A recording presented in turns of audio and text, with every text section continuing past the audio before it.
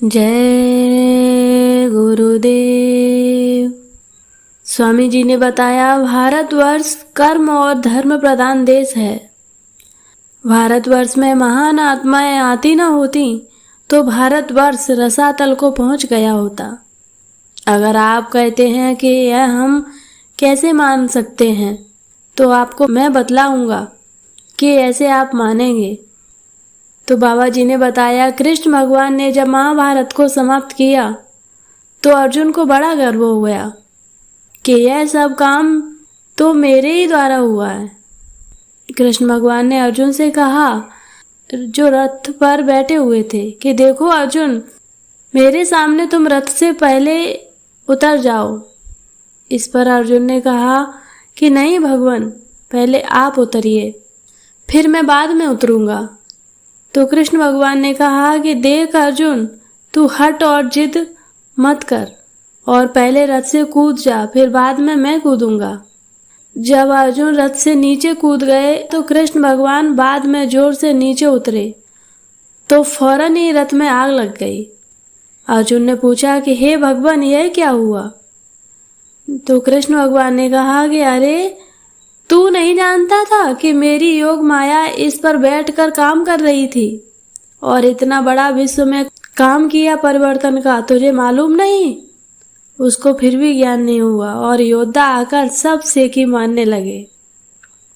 उन्होंने कहा कि जिसका धड़ काटकर पेड़ पर रख दिया और वह वहां से महाभारत के सारे दृश्य को देख रहा था, उससे जाकर तुम लोग पूछो कि किसने किसको महाभारत में मारा। लोग बड़े बड़े योद्धा उसके पास गए। उसका सिर पेड़ पर एक तरफ रखा हुआ था। लोगों ने उससे पूछा कि क्या तुम बतला सकते हो कि महाभारत के पूरे युद्ध को तुमने देखा है कि नहीं? उसने जवाब दिया कि मैंने महाभारत के पूरे युद्ध को देखा है। फिर योद्धाओं ने पूछा, क्या तुम बता सकते हो कि किसने किसको मारा?